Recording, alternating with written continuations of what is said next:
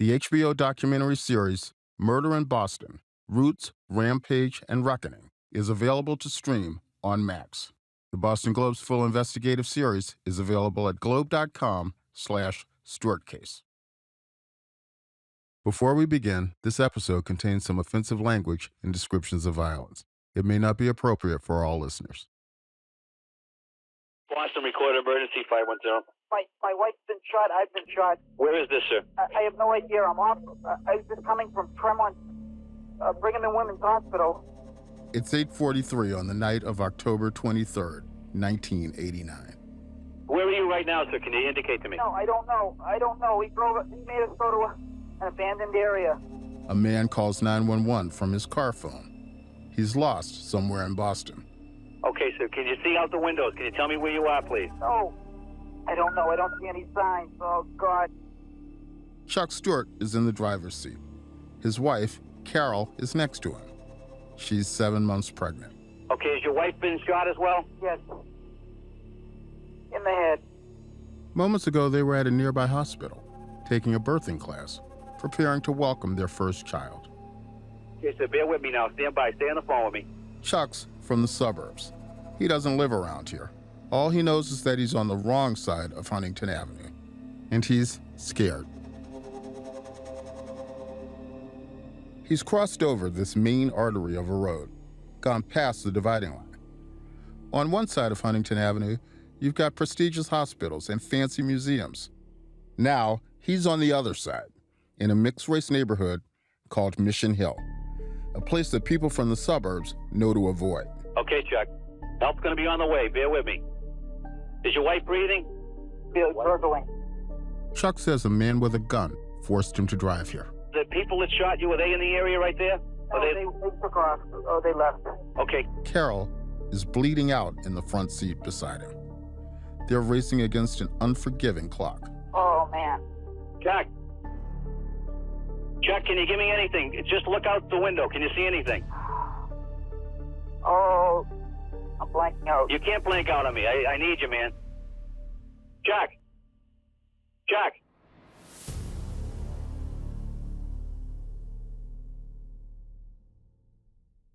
They're not the only people shot in Boston that night, but their story is the one that captures the attention of the nation for weeks. It will alter the image of Boston forever. It's something people here will be living with and talking about for decades to come. Topping News 7 tonight, a brutal attack on a pregnant woman and her husband as they left childbirth classes at a Boston hospital. The Stuart case was one of those news stories that exploded from inside your television set. Several police officers said tonight the stakes have changed in the street wars. I remember that evening saying whoever did this needs to go straight to hell. It was the ultimate urban nightmare. An innocent white couple with a baby on the way, shot in the heart of the city. We feel vulnerable because we are vulnerable. So many of us can see ourselves in the Stuart's car.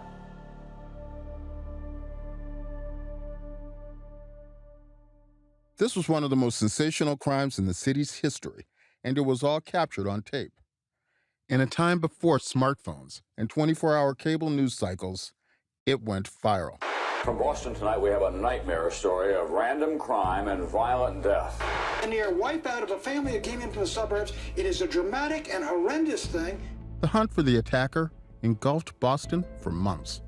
The crime and its aftermath exposed truths about the city and the country few wanted to confront.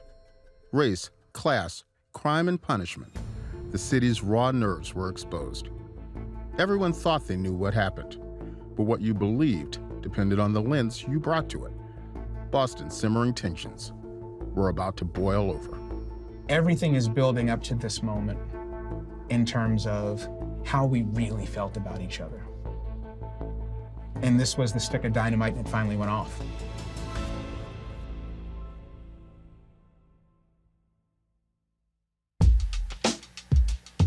Like life switched just that fast. Nothing's gonna be the same again. That's what I said to myself. I knew at that moment. You can't make this shit up. Oh, but they did make it up. My name is Adrian Walker. I'm a columnist and associate editor at the Boston Globe. I was here when this happened. I saw it on the 11 o'clock news that night. And as a young reporter new to Boston, this was a holy shit moment. People were talking about race wars, martial law, the death penalty, all kinds of crazy stuff. They called the shooter an animal. As a transplant from Miami, I'd already been told that my experience in Boston would be different because I'm black. Back then, colleagues warned me to be careful going into certain neighborhoods, like South Boston. I'd covered crime in the city already, but this was different. I think it's the biggest embarrassment in the city of Boston, and they want it to go away. But it never went away for me. I thought I knew this story inside out, but I've learned there's much more to it. Our team of Boston Globe reporters has been digging up all the old files and uncovering new investigative findings. How do you not come forward? I feel like at any minute someone might come in and take these away. It's like absolutely crazy. Stay with us. We're going to tell the story in a way it's never been told before. We're going to tell the story the right way. I still feel the coverage has never really been done properly. They don't have us, who it happened to, side of it. And it basically boils down because they didn't really give a shit about us. This podcast is a look at the quintessential Boston story, a place where race and crime, fact and perception all collide in a tragic way. And it all begins in Mission Hill. I'ma speak upon it.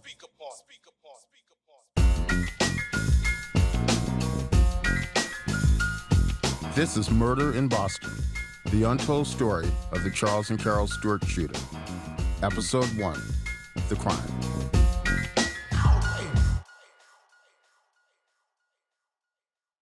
I'm at 100% of agreement of being able to help document about something that should have been spoken so long ago. This just shows that what you put under the rug, it sticks out to someone cares like you guys to come pull it out, to be examined. And that's what I'm happy to be part of it. Don Juan Moses grew up in Mission Hill. Where this building is right now, where the third story is, that was a brick building. And we lived on the third floor. 7 Racing Court, apartment 38 and 39, here in Mission Hill when it was projects and bricks. It's just, you can't forget this. What Don Juan sees walking around the streets these days is vastly different from what he saw when he was a kid here. Right now we have buildings, community centers, much bigger. We have condos. It was not condos and townhouses. This was just a dirt road. It was a big old parking lot, but there's dirt. But one thing feels the same. The memory of the shooting of Chuck and Carol Stuart and everything around it continues to be embedded in this place and its people.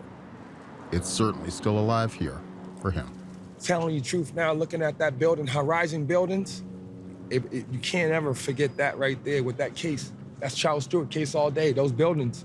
No matter what situation changed around it, those buildings are still there. Don Juan's in his mid-40s now. I am 6'5", African-American, brown eyes, very passionate about everything I do. He's a personal care worker in a hospice up in Maine. And my hat says love. There's a million hats of everything that's out there, but I'd rather be what you wear. Don Juan's actually got a bunch of these hats. He buys them here and he drives them back up to Maine. He gives them out to the hospice patients in his care. I come back home to buy them. That's what I'm doing this weekend. If I can give it to those that's passing, to let them know that they're gonna die with love. He's proud of how far he's come from these streets. Grandpa gave me a challenge before he died. He said, be what you never had. Let it be seen through your actions, your clothes, and your words. So I became love, something I never had. And I helped kids in my state. He said you could become what you went through or overcome it. His grandpa was talking about Don Juan's childhood in Mission Hill. Don Juan is the only one of his 8 siblings who didn't go to prison. First one to touch foot at college, first one to graduate high school, or second one after my brother, his high school diploma came in the mail after he got murdered. It's no accident that this is where the murder happened. All you had to tell somebody is where you came from, where you live. Mission Hill Projects. Oh, all right, I know who you are. You already got a label. But let's back up, because Mission Hill has been a whole bunch of different neighborhoods over the years. It's like an archaeological dig. More than 100 years ago, This is where Irish, German, and Italian immigrants settled. It was working class and deeply religious. There's a big Romanesque revival church right in the heart of the neighborhood, known as Mission Church. Anywhere you stand in the neighborhood, you can see its spires. People understand the geography of Mission Hill in relation to this church. This is Tremont. Yeah, Tremont, because the Mission Church is up the street. The public housing projects, called Mission Main, were built between 1938 and 1940. At first, the residents were pretty much all white. By the early 60s, white people were leaving the city in droves and heading for the suburbs. Meanwhile, there was a huge influx of Hispanic people from Puerto Rico and Black Southerners looking to flee racial terror in their own towns. Many started settling in Mission Hill, and by the 80s, the neighborhood had flipped to being mostly Black and Hispanic. Lots of people talk about that time in really nostalgic terms. It was just a happier time. People looked out for one another. You know, it still had the vibe where Miss Rudolph could tell Joyce Johnson's child to stop that. I'm gonna tell your mother. You know, it was a community. Everybody kind of knew you. You know, you knew the kids, the mamas knew the mamas. Christine Norwood came to Mission Hill as a little girl in '64. She loves the place now, and she loved it back then. People were outside, kids were playing. You know, children were outside riding their bikes and playing and sliding up and down the cellars. All the apartments had stairs leading from the sidewalk down to the cellars. And then on each side was a slant so that they had packages, they could slide them down. Okay? Now the kids get cardboard, plexiglass, anything, and they slide down the cellar. Well, when you slide down the cellar, at the end of the cellar is a brick wall. Okay? So no mother wants you playing in the cellar. A lot of kids, no teeth. But all that changed in the mid-'80s when crack arrived. A major dealer from New York set up shop in Boston, and that was it. Crack was everywhere, along with heroin and cocaine. And the bit of sweetness of the early '80s was just gone. Back then, it was easy to walk on the street and catch a crowd of guys, and if you wanted whatever it is they were selling, you could go up there and get what you wanted. That's the Mission Hill that Don Juan's mom moved to. It's like being entered into a jungle because it was so chaotic. Don Juan was 11, a kid trying to understand the world, but growing up too fast. My mom always told me, be home before the street light. I don't want nothing to happen to you. You got drug dealers every other corner, stuff hidden inside trees. They got kids being mules. I remember when I turned 12, the guy told me, just watch this tree. I'll give you $200. Just stand here and watch this tree. I didn't know what he was talking about or what it was, but I went home and told my mom about what just happened. She was like, and brought me back to the corner and said to the guy, don't ever do that again. I didn't even know what I did wrong. All I know, I was standing next to a tree, not realize that I was playing possum for someone's stash, not knowing. I was just a kid, so it was crazy at that time. And walking through, you know, you got undercover cops, you got gangs moving back and forth, everybody belligerent, drinking, you know. It was hard being a kid at that age. Don Juan tried to stay out of it. He said his basketball was his best friend. And when he wasn't on the court, he was squirreled away in the library. I was running from kids not to get jumped, but I was sitting there and read, and I just stay in there and just read. Just stayed. I don't even know. The books talk to you. But by the late 80s, the violence was all around him. There was no way to escape it. And that's where the two heroin addicts fought in the alleyway, and the bullet shot through the window. The bullet tore through his family's apartment. It would have caught me in the forehead if I didn't kneel down and change the channel when I did. So people used to wait right there at the corner for people to come down this hill, mug them, and then run back through there. A Caucasian man was in that trash can, in that dumpster. All I noticed was by his legs and his shoes. That was the first dead body I think we ever witnessed. My whole dream was just to make it to 21. I didn't think I would make it. Between the police and the street? Nuh-uh.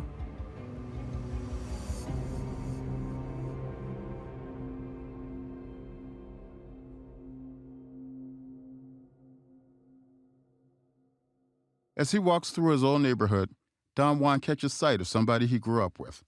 They embrace. What's up, man? I'm a survivor. How you feeling, man? I'm living, man. How you living? I'm living. It's been a while, man. It's been a while, baby. I'm glad you still recognize it, brother, man. His friend is wearing a bright orange hoodie that reads, "I survived the 90s." You see his shirt? I survived the 90s. I'm definitely getting a shot with him. I'm definitely getting a picture with him. I survived. Oh, my God. Don Juan's old friend carries with him some of the same painful history of the neighborhood. His cousin got shot and killed over here, in this building over here. So this is Mission Hill in the summer of 1989, just before the Stuart shooting. It's a pretty brutal place, but it's also full of people like Don Juan who are just trying to make it through alive. No one has ever asked Don Juan about his story. Like many people we talked to for this podcast, Don Juan didn't think it mattered. After all, he had nothing to do with the Stuart shooting. He was just an 11-year-old kid. I never thought it would mean anything. I just thought it was something in my archives that I had to just keep and see it as a layer of skin that I made it through it. But everything that is about to be set in motion with Chuck Stewart's 911 call will directly impact folks like Don Juan and Christine Norwood. Everyone in Mission Hill has a story from that time. It was the beginning of what would come to be called Boston's hot summer. Throughout this summer of 1989, police and city officials took the offensive with an aggressive campaign against Boston's gangs. It's senseless violence generated by the frightening plague of drugs and guns in our society. Boston's gang warfare appears to be heating up, and the city's neighborhoods are feeling the burn. This wasn't totally new. The previous summer, a young girl was killed in another part of the city, caught in crossfire between rival gangs. Tiffany Moore, at 12, became an unwitting victim of drugs, thugs, and Boston's turf warfare. And it wasn't just Boston. In the spring of '89, a jogger was attacked in Central Park, and 5 black teens were blamed for the crime. And in New York City, after a Central Park rampage of assault and rape by a pack of youths, police have learned a new term, wilding. There was an almost hysterical concern about violence in the so-called inner city. And really, city and suburbs were just a proxy for black and white. And all of this violence seemed to be connected to drugs. This is crack cocaine. The month before Chuck Stewart would make his desperate 911 call, all of us agree that the gravest domestic threat facing our nation today is drugs. Then President George H.W. Bush addressed the nation. Our most serious problem today is cocaine, and in particular, crack. Who's responsible? Everyone who uses drugs, everyone who sells drugs, and everyone who looks the other way. So, in 1989, the city and the country were on edge. Fear had helped propel so many families, just like Chuck and Carol Stewart's, to the suburbs. Everyone believed there was safety outside the city. And by October of '89, the Stewarts were firmly settled in, preparing their home for a baby. They pulled their blue Cressida into the parking garage at Brigham and Women's Hospital on a crisp evening. This was the most prestigious maternity hospital in the city, and also the most popular. Half of Boston was born here. It is on the fancy side of that Huntington Avenue dividing line, just a couple blocks away from the heart of Mission Hill. I, like Carol, was pregnant in 1989, expecting my first child. Kim Woodward and her husband were in the same birthing class that night, along with about 10 other couples. We had been in the class just weeks, maybe 3-4 weeks. And we all felt like we were at that point where, okay, this is getting closer. And they said you could bring your pillows next week. And it's like, oh my gosh, this is real. Kim and her husband also lived in the suburbs. We were all in the same boat, sitting there with our big bellies and our babies and all the promise of what that meant and, you know, what we were planning and what was coming up. In class, she sat next to the Stewarts. Carol, in a white sweatshirt, with her shoulder-length brown wavy hair, stood out. I don't think I asked any questions. I didn't know what to ask, but Carol had a lot. She said, my doctor said I may need to have a C-section. So she had a lot of questions. Kim noticed Chuck, too. for a different reason. Her husband sat next to me, and I thought he was so nervous. He just really was out of it. And I was laughing with Steve on the way home. I said, that poor guy, he's so nervous. Can you imagine what he's gonna be like on, Labor Day when he has this baby? The class ends around 8:30 p.m., and the couples head home in their cars. Around the same time, a couple miles away in the South End, paramedic Rich Serino is hard at work. It was actually a very crazy busy day. There was a fire at a high-rise that morning, and then a major car crash on the Tobin, the bridge that connects the city to the northern suburbs. It was like cars hanging over the bridge. Rich was in his 20s, just a couple of years on the job at that point. He grew up in Boston and knew the streets well. It had already been a long day when dispatch called. And said, hey, do you want overtime tonight? And it's like, yes, absolutely, take some overtime. And this was a bit of a special assignment. And they said, well, it's going to be probably taken around the Rescue 911 crew. It's like, yeah, okay. That's Rescue 911. It was a popular new TV show. Its crew went from city to city, chasing ambulances and filming first responders in action. The show offered a blood and guts look inside real ambulances and ERs. The footage that follows is not a recreation. It was taped during a ride-along with the Boston Emergency Medical Service. So Rich has a camera crew with him in his emergency vehicle. This is critical and could be a blessing or maybe a curse, because either way, Boston's biggest crime is largely captured by a TV crew. I had this film crew sitting next to me and wired and mic'd up. At first, the action is pretty routine. There's a stabbing in the South End, not the kind of drama the TV crew is looking for. Then, I'm on Mass Ave and I start hearing down by City Hospital, the reports. It was just something really different that was going on. The dispatcher working that night sends out a call to emergency crews, including Rich's. A blue Toyota Cressida. This comes in from a cellular phone. He's supposed to be shot. His wife is also shot at Huntington and Tremont. Emergency dispatchers have a general sense of where Chuck and Carol are, not far from the hospital, somewhere in Mission Hill. But Chuck can't say exactly where. I can't move. Oh, God. Chuck, can you see anyone on the street? Pull over. I'm looking. There aren't too many people. Okay, calm down. Just hang in with me. I'm going to have assistance right there to you. Open the door and talk to anyone that passes by, my friend. Anybody at all. I want to talk to somebody, find out exactly where you are. The Boston Police dispatcher is trying to locate where they are. And so they have a general sense of Brigham Circle, but that's a large area. Chuck, we're on the way, but you've got to tell me a little better where you are. I need a little better location to find you immediately. Chuck, can you open the door? Yeah. Oh. Where were you shot, Chucky? Hello, Chuck? Chuck, can you hear me, Chuck? I lost. Precious seconds are ticking by, and Chuck has gone silent on the line. Come on, Chuck, I can hear you breathing. Can you hear me, Chuck? Pick up the phone. Several police cars are searching the area for the couple. The dispatcher, still on the phone, has an idea. Hey, wait a minute. You hear the sirens over there? You hear the siren? I can hear a siren. Cellular phone. Chuck isn't talking, but the dispatchers can hear police sirens through the phone. They realize they can use the sirens to locate the couple.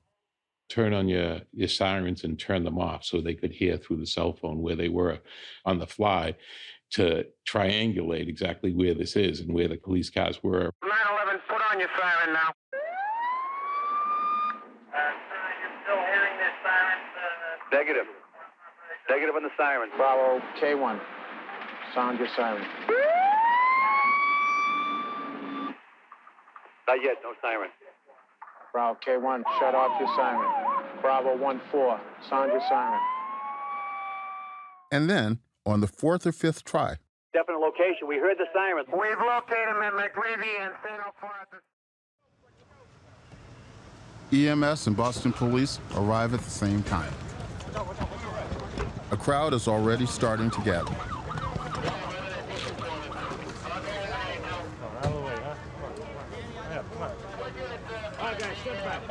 And there was the car.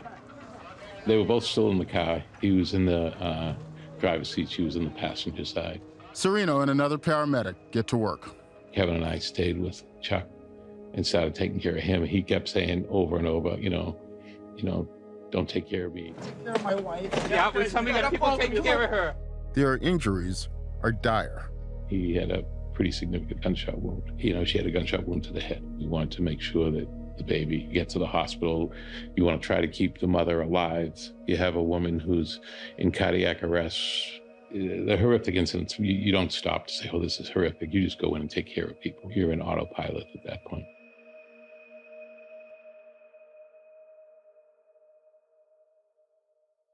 When I got there, the scene was pure pandemonium. Evan Richmond was the first photographer there. I was kind of the junior man, and I was working the late shift. He was working for the Boston Herald and had been listening to the police radios. And by the time the police dispatcher broadcast the location of the incident, I was only a couple blocks away. He followed an ambulance to the scene. People were leaning inside the front windows of the car.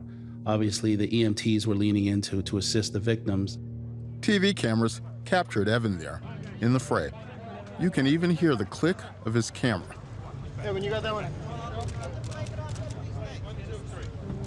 Push back in, you're going to jail. Now push back. He's so focused on taking pictures that he barely registers the tragedy unfolding in front of him. When you're taking a picture in a fast-moving news situation like that, you're not always looking at exactly what you're photographing. You're thinking about the technical aspects, the focus, the composition, the exposure. I wasn't really looking directly at it like you would looking at a photograph. I was thinking about a lot of different things, trying to capture that image on film. He doesn't know it yet, but he has memorialized a moment that will not only depict the horror of the crime, but come to define the worst of Boston. It was all focused around a car, and I made a few frames of the car. It's a close-up. The dark of the night lit up by a flash. It's as if you were sitting right on the hood of the car, looking straight through the windshield. Carol Stuart is slumped to her side. Her white sweatshirt is splashed with blood. Her dark wavy hair covers the worst of it. And Chuck, he's in the driver's seat, leaning back and grimacing, the white of his teeth in sharp contrast to the bib of dark blood on his shirt. Did you know whether they were alive? The woman seemed like she wasn't, or barely. She was in grave condition. I think that was evident. The man in the driver's seat was squirming around, making faces like he was injured, but he was evidently alive. It's an image that we will still be talking about decades later.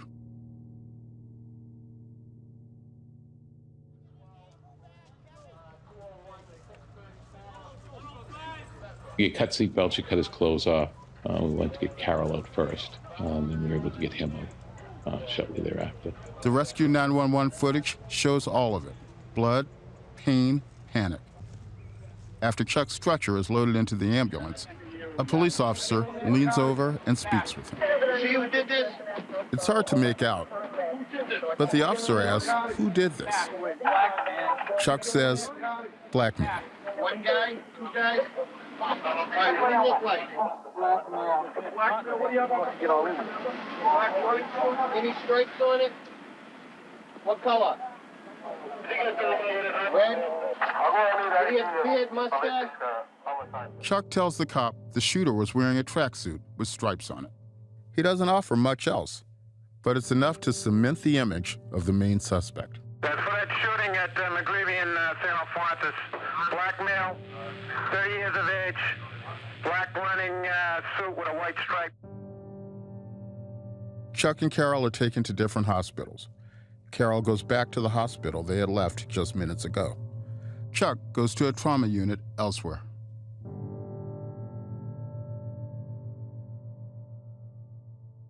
While all this was unfolding, a man named Louis Elisa is at an event at a Masonic lodge in Boston, an all-black fraternal organization.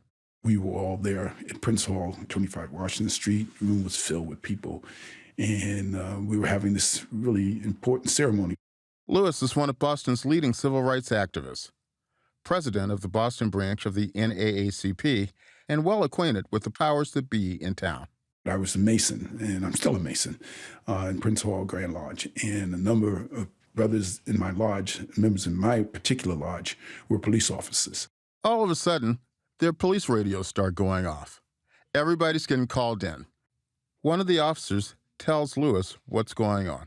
And he says there's a car that was hijacked by a person they believe to be a junkie, and he shoots the wife and the husband. Right away, Lewis knew this would not be a routine investigation. He explained that there's been a shooting and they thought that the black person involved. I said, really? I said, so, of course, I'm in my tuxedo and I'm going out to his car. I said, take me to the station. They went to Area B, a police precinct not far from the crime scene. So we come back to B2, the old station, and, I get out the car and I go in and I see all these police piling in. It looks like one of those things that used to happen back to the civil rights days or in the Vietnam demonstration days. These guys, they got shields, they've got these batons, they got shotguns. And I'm like, what? And so I go in on the first floor and there's the desk. And then behind the desk, I think, was the night commander's, space. And I said, who's in charge here? And they said, well, the mayor's in the back. Mayor Ray Flynn. He'd been Boston's mayor for 2 terms, and he had a habit of going to high-profile crime scenes like this. He and his boyhood friend, Police Commissioner Mickey Roach, were at the station giving orders. And I looked at Mickey. I said, what are we doing here? The mayor's bodyguard tried to shoo Lewis away. He says, you don't need to be in here. This is not something that, that you have anything to do with. I said, well, apparently it is, because I heard that you've accused, your guy's accusing a black person of shooting some white woman in the head, I said, Ray, you need to take 10 Mississippi. You need to stop. I said, you're running in the wrong direction. He says, you don't know what you're talking about. After failing to convince the mayor to slow down, Lewis appealed to Boston's top cop. I turned to Mickey Roach and I said, Mickey, you're the commissioner. I never forget that. I said, this doesn't feel right and it doesn't sound right. He says, what am I going to do, Lou? He's the mayor. And the family was at the hospital tonight, and the priest was there saying a prayer, and it breaks your heart to see this kind of situation. Mayor Flynn rushed to Brigham and Women's Hospital, where Carol was clinging to life. It's a tragic situation that everybody's heart goes out to the family. Flynn held a hasty press conference late that night. He wore a green Boston Police warm-up jacket and stood next to one of Roach's top deputies. My understanding is that the female is in serious condition, and as is the male, and I cannot comment further on the condition. I just don't know. We understand that she was pregnant and they were able to save the baby through cesarean. My understanding is that delivery was made of the child. And the condition of the child?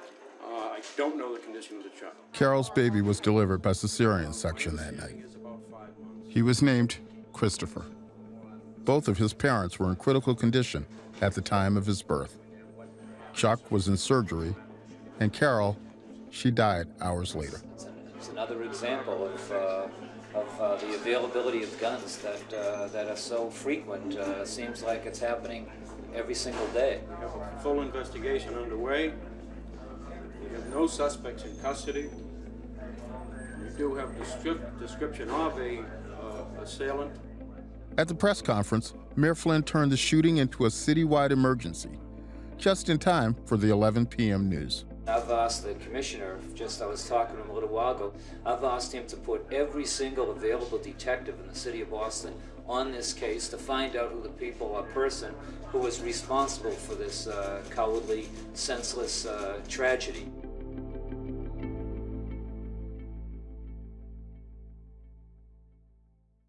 Every single available detective.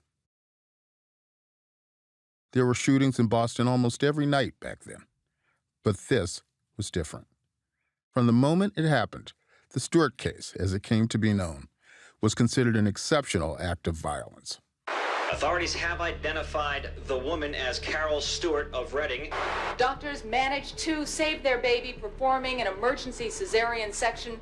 The baby is also in critical condition tonight. It led the news that night. And around that time, Herald photographer Evan Richman was back in the newsroom. His film had been whisked away from the scene and developed by a colleague. He hadn't even seen the photos yet. I went down to the press room when they're just starting to print the papers, and I got one. He was one of the first to see the front page. It was shocking to see. It was very shocking to see. It's tough to look at. It's such a gruesome picture. Chuck and Carol in the front car seats, covered in blood. Carol in the process of dying. Even by tabloid standards, the picture is extraordinarily graphic.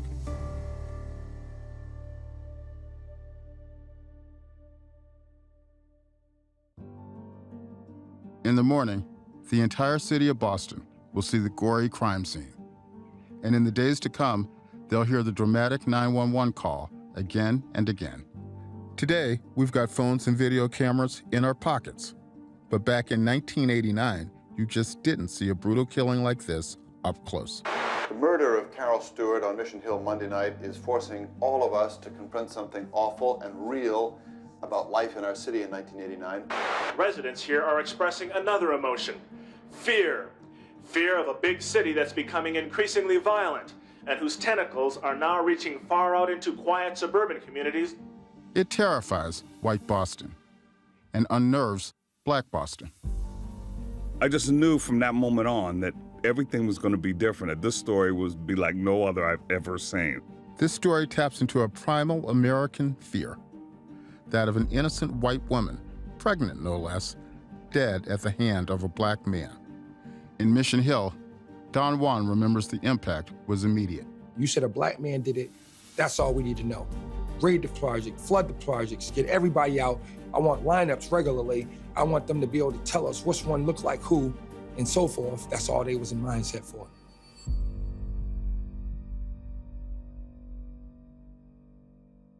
It's out of the news, but it's still in my head. Soon, police will knock down doors and strip search young men. They'll lead a massive manhunt. With Chuck's description, virtually every black male in Mission Hill is a suspect. And then the district attorney ups the ante, appearing on a nightly talk show and calling for the death penalty. Now the chase is on. Who did it? So you knew right away that with the story about the black man jumping in the car, they were going to tear apart Mission Hill. Hell yeah! That's on the next episode of Murder in Boston. I'ma speak upon it. Murder in Boston, the untold story of the Charles and Carol Stuart shooting, is presented by the Boston Globe and HBO Documentary Films. This podcast was reported and written by Globe journalists Evan Allen, Elizabeth Coe, Andrew Ryan, and me, your host, Associate Editor Adrian Walker. The project was led and also co-written by Assistant Managing Editor Brendan McCarthy and the Globe's head of audio, Kristen Nelson. Nelson served as senior producer. Melissa Rosales is the associate producer. Our theme music is Speak Upon It by Boston's own Ed O.G. Reza Daya is our sound designer. Voiceover direction by Athena Karkanis. Research from Jeremiah Mannion. Fact-checking by Matt Mahoney. The Globe's executive editor is Nancy Barnes. Thanks to former Globies Brian McGrory and Scott Allen, and to Boston Globe Media CEO Linda Henry. Additional interviews and audio courtesy of Jason Hayer and Little Room Films. Special thanks to Michael Gluckstadt and Allison Cohen on the HBO podcast team. The HBO documentary series Murder in Boston, Roots, Rampage, and Reckoning is available to stream on Max.